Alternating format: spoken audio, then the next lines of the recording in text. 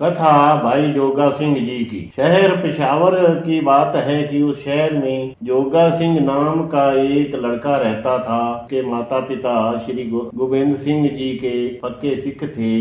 उनका एक ही लड़का था। एक बार वे परिवार सहित गुरु जी के दर्शन के लिए आनंदपुर चले गए। वे वहां गुरु घर में साध संगत की सेवा करते रहे। सेवा करते करते उन्हें काफी समय बीत गया।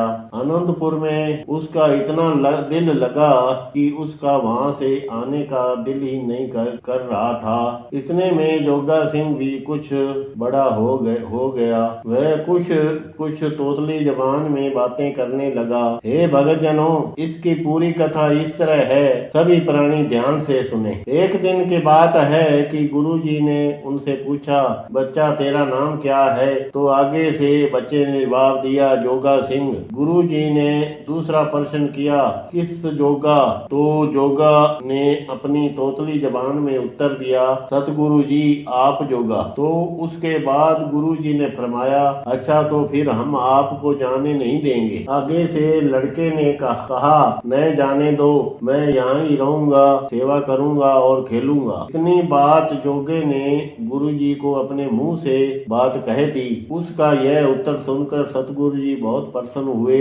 जोगे के माँ बाप काम धंधे वाले सिख थे। उन्हें घर से आए काफी समय हो गया था। जो धन घर से लेकर आए थे वह गुरु जी की सेवा और वहां रहकर खर्च हो गया। अब उनकी यह इच्छा हुई कि अब वे घर जाएं और अपनी मेहनत मजदूरी करें और वे कमाई करके दोबारा गुरु घर में आएंगे। साध संगत और गुरु घर की सेवा करें। आखिर जिंदगी का चक्कर इसी तरह ही चलता रहता है। वहां से बहुत ही संगत वापस जाना था, इसलिए इन्होंने भी गुरुजी से आज्ञा लेकर अपने घर जाने की तैयारी कर ली। इन्होंने अपने बच्चे को साथ जाने के लिए कहा तो उसने साथ जाने के लिए मना कर दिया। उसे बहुत समझाया परंतु उसने माँ बाप की एक बात भी न मानी और कहने लगे कि मैं गुरु घर को वचन दे चुका हूँ कि मैं यहीं रहूंगा। उसके माँ बाप यह सोचकर कि कोई बात नहीं, गुरु घर है, जब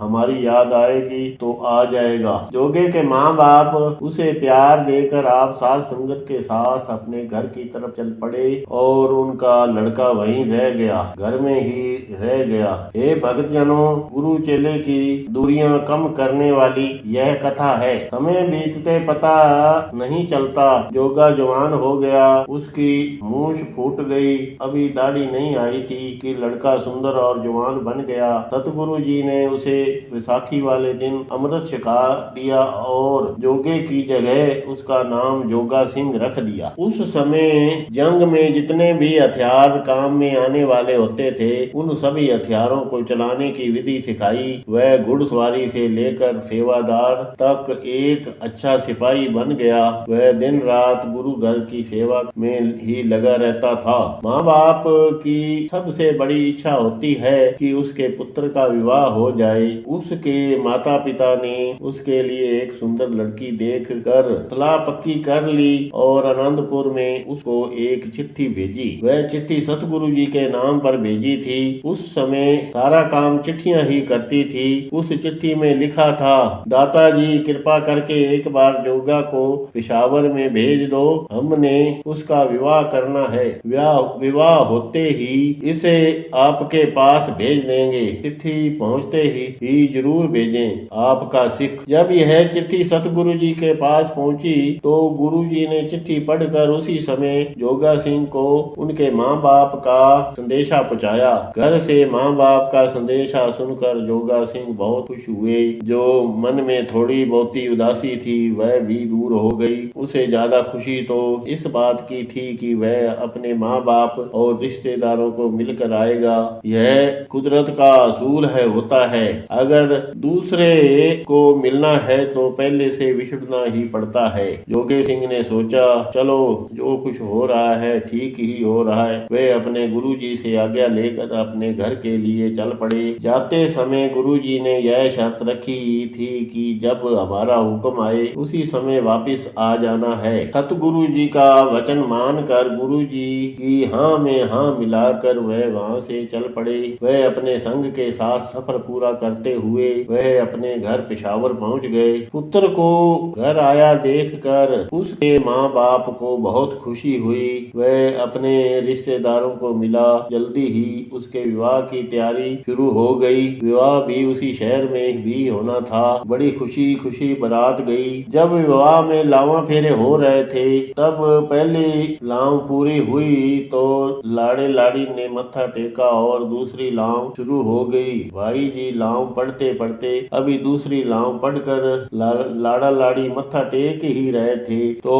सतगुरु जी के अहलकार ने गुरु जी का हुक्मनामा भाई जोगा सिंह के हाथ पकड़ा दिया। उस हुक्मनामे को भाई जोगा सिंह जी पढ़ने लगे। उसमें लिखा था, जिस समय हुक्मनामा मिले उसी समय अनंतपुर पहुँचे। जितना भी जल्दी हो सके उतना ही जल्दी पहुँचे। जब गुरु जी के भौरे ने ये हुक्म पढ़ा तो वह उसी समय ही तैयार हो गए कि अब मैं यहाँ से चलता हूँ। अब मैं यहाँ 1 मिनट भी नहीं रुक सका। वह कहने लगे कि यह मेरे सतगुरु जी का हुक्म है और मैं उसमें विघ्न नहीं डाल सका। भाई जोगे सिंह के माँ बाप, भाई बहन, रिश्तेदार, साख संबंधी सभी उन्हें जाने से रोकने वाले थे कि लावा फेरे तो पूरे हो जाने दे, उसके बाद चले जाना, परंतु उसने किसी की एक भी न मानी। आखिर घर वालों ने उससे तलवार और साफा ले लिया और बाकी की लावें उस तलवार और साफे के साथ पूरी की। लावा फेरे पूरे होने तक भाई जोगा सिंह जी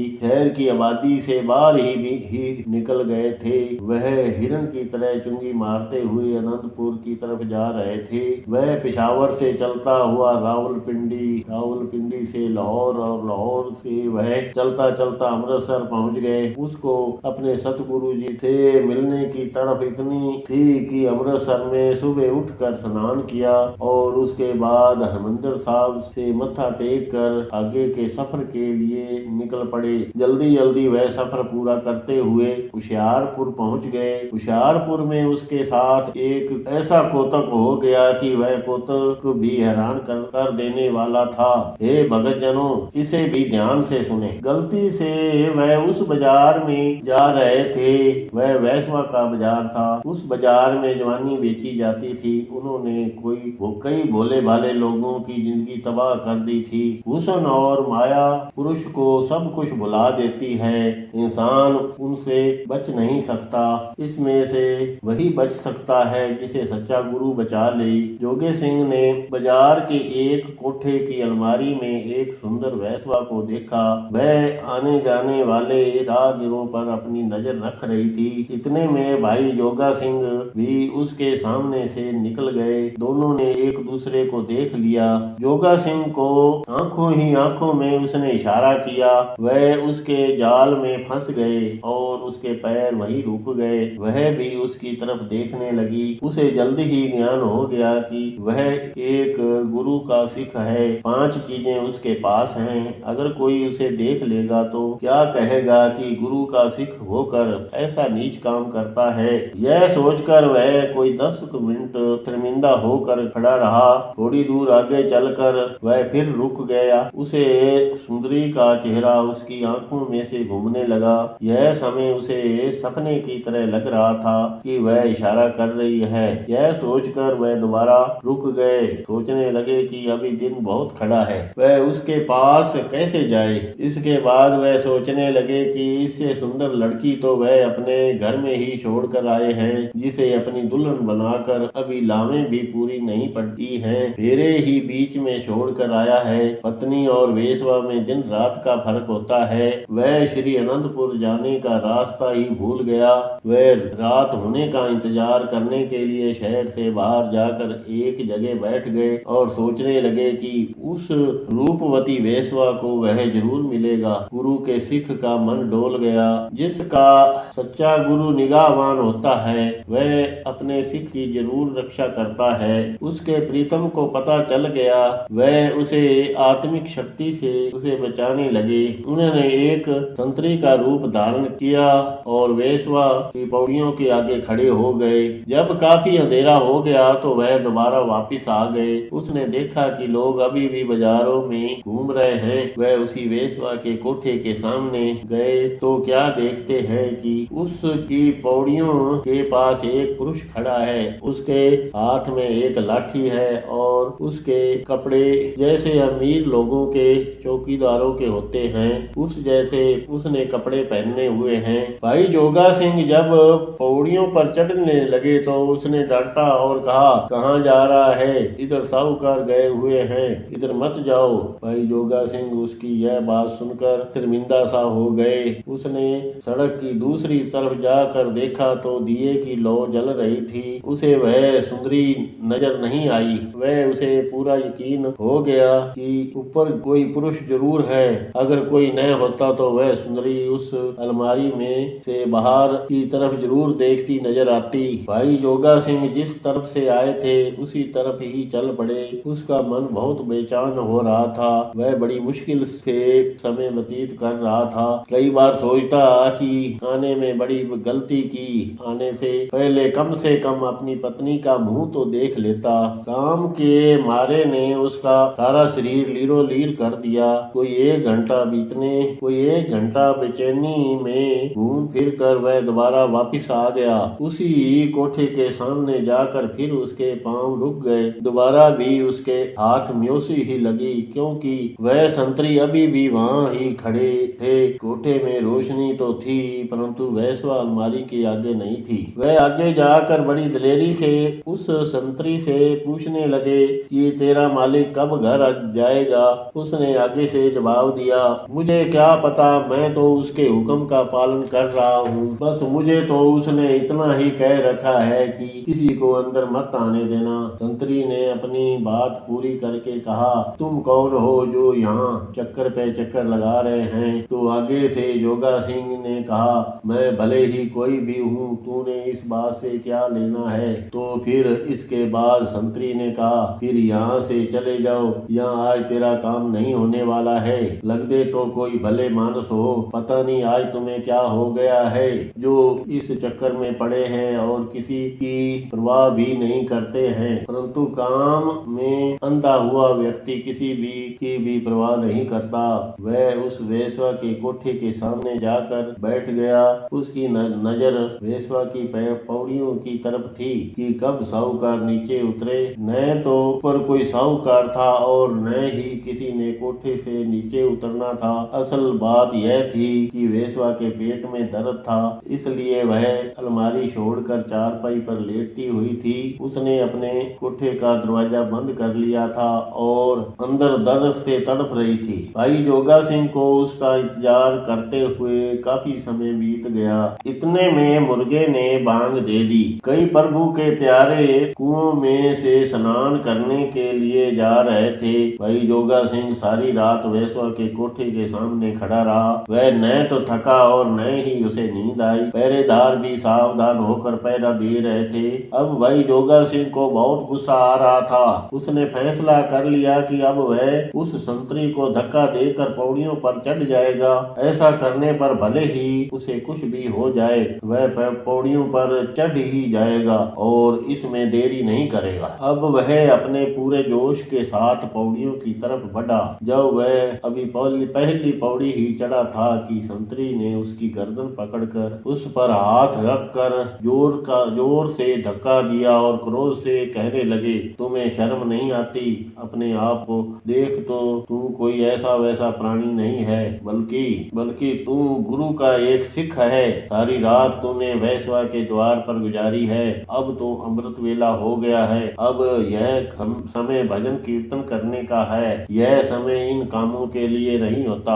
आगे से दोबारा संतरी ने जवाब दिया, मूर्ख बच्चे, अभी भी समझ ले, तेरी ये उम्र वेश्वा के पीछे जाने वाली नहीं है। अगर तू इस काम में इतना ही अंधा हो रहा है तो अपने माँ बाप से कह दे कि वे तेरा विवाह कर देंगे। यह वेश्वा का घर तो जीता जी नरक है, इसके बाद नरक में ही क्यों फंसता है? इतनी बातें सुनकर भटके हुए जोगा सिंह को होश आई। वह यह बात सुनकर बड़ा शर्मिंदा हुआ। उसे अपने गुरुजी का हुक्मनामा याद आ गया। उसको अपने आप पर बहुत गुस्सा आ रहा था। उसने अपने मुंह पर 3-4 थप्पड़ जड़ दिए। मैं तो बहुत बड़ा पाप करने जा रहा था, मैं तो पापी हूँ, हे सच्चे सतगुरु जी मुझे माफ कर दो। ऊंचा ऊंचा बोलता हुआ भाई जोगा सिंह आनंदपुर की तरफ चल पड़े। उसने रात के अंधेरे की भी परवाह न की। वह चलते ही गए। वह चलते चलते सतलुज दरिया के किनारे गिर पड़े और बेहोश हो गए। उसका थकेवा और अनिद्रा सब दूर हो गया। वह सुबह उठा, दरिया में स्नान करके दूसरे दिन वह आनंदपुर पहुंच गए। अभी भी उसके चेहरे पर उदासी थी और उसकी आंखों में निराशा के आंसू थे। वह अपने मन में सोच रहे थे कि मैं जो पाप करने जा रहा था इसका क्या होता। वहां पहुंचकर उसे डर सताने लगा कि कहीं गुरुजी कुछ न कह दे। वे अंतर्यामी इस बात को जरूर समझ गए होंगे। यह भी हो सकता है कि संतरी के रूम में प्रभु आप ही खड़े हो गए हों। उसने अपने सिख को बचाने के लिए संतरी का रूप धारण किया हो, क्योंकि गुरु परोपकारी होता है। वह डरता डरता सतगुरु जी के दरबार में पहुंच गए। सामने गुरु जी बैठे थे। वे भाई जोगा सिंह को देखकर हंस पड़े, परंतु गुरु जी को देखकर जोगा सिंह की आंखों में जलधारा बह निकली। उसकी आंखें ऊपर ही न उठ सकी। वह गुरु जी के चरणों में शीश रख कर रोए ही जा रहा था। आगे से गुरु जी ने पूछा, भाई जोगा सिंह कल कहाँ था? कल रात को कहाँ था?